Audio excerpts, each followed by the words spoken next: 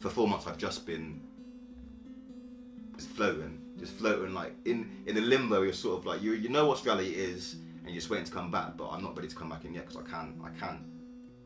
So I still don't know what I can and can't do.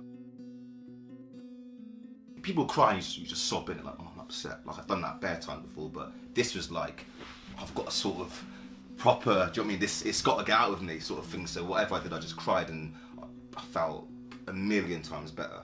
Like, probably as I said before, it's probably like feelings that I've kept in, like little things you keep in, and after the accident I thought, this needs to all come out in some sort of way. So well, I can't punch a wall anymore, I've got 10 things, I've got to cry, so I just cried it all out sort of thing. And yeah, I can't say to someone like, if you feel like to cry, because it might not work for them, but if you feel something and you want, oh I don't know, if you know when you know sort of thing. Like I knew at the right time I need to sit down, half naked, by my radiator that's still on, burn my back and just cry. It sort of helped me sort of like, okay, like I've cried now, I've dealt with how I felt, I haven't taken out on A and B, or I haven't done something stupid and pretend it's over, because now I know what I felt or what I'm feeling is sort of, it's out in the atmosphere for me to deal with properly. That's what it's like, a little vun.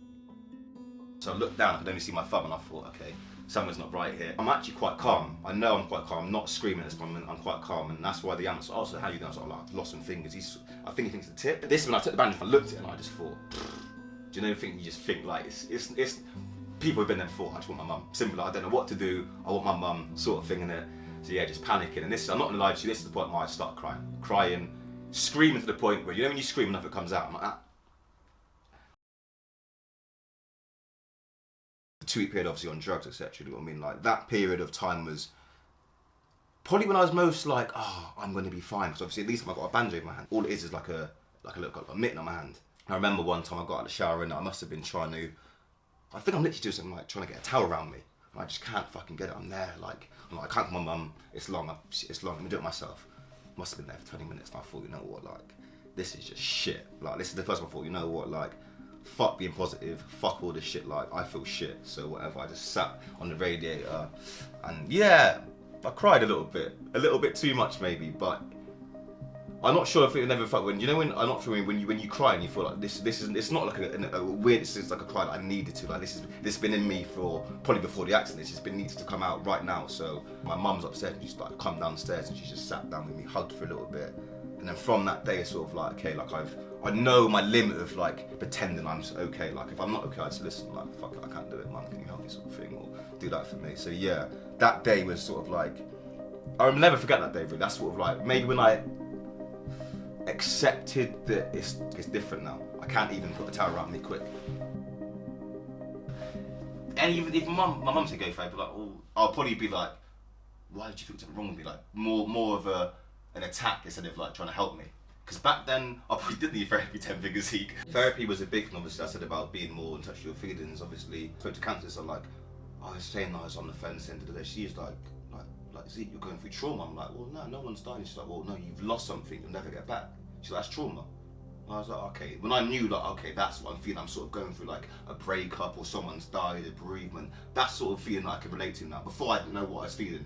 And when I spoke to the counsellor, she said, like, this is, you can link this to this. And I was like, okay, and I can sort of, I got something I can connect with. I can sort of, the feelings even though they're rare to me, they're not normal, they're not unknown now. People have felt that before, people have been there before, sort of thing. So friends and family can only do so much because their intention is just to make you feel good. It's always a bit too positive. Do you know what I'm trying to say?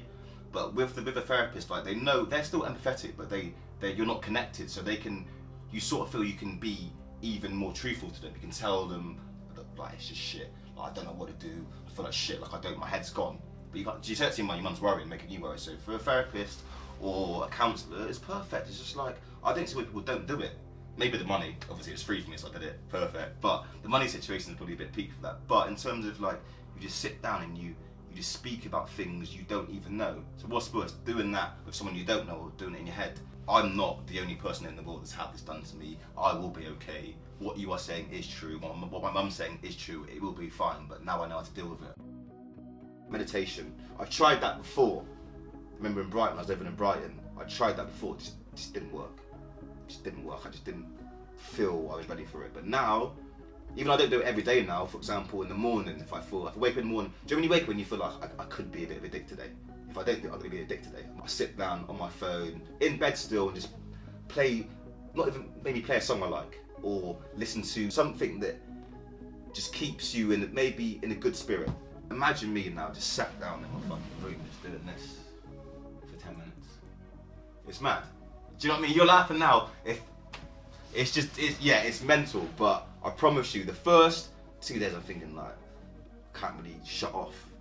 Just thinking more, etc. But as I said, that maybe a week after, did maybe a 40-minute, I think it's called hypnosis maybe. So it's just weird noises and some weird person saying breathe in for 10 seconds and exhale and da-da-da-da-da-da. Saved my life in terms of just like the techniques of just simply learning when you're 3 years old, count to 10 in your head and breathe.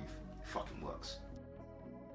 If you're in a bad situation and your technique is to be negative, so be it. You're going to be an idiot. It's not going to do you any favours. If you're in a bad situation and you try and be positive, there's only sort of one way you can sort of go. You might go like this, but you're going to eventually be better than you were yesterday or better than you were 2 weeks ago, sort of thing, isn't it? I'm still the same person I was 4 months ago, but can I say upgraded?